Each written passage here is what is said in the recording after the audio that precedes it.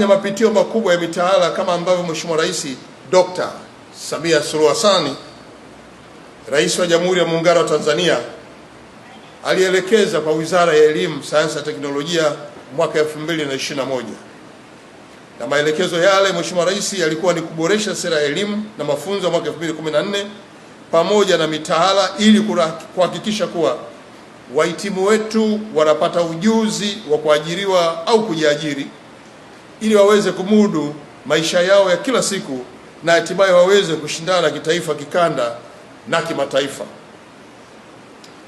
Mwelekeo wa mtaala huu tayari, sera tayari imeshatoka, na pamoja na mitaala ya kuhakikisha kwamba watu wetu wanapata ujuzi wa kuajiriwa na kujiajiri.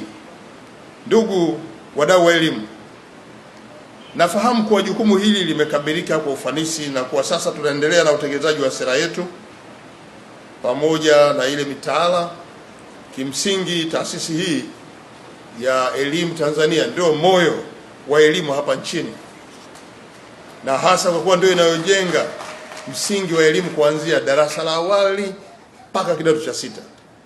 Na kutokana na ukweli huo, serikali itaendelea kuimarisha idara hii, taasisi hii, ili ifikie maono ya kuwa kitovu maridhawa cha ubora katika uandaaji, ukuzaji na ubunifu wa mitaala yetu.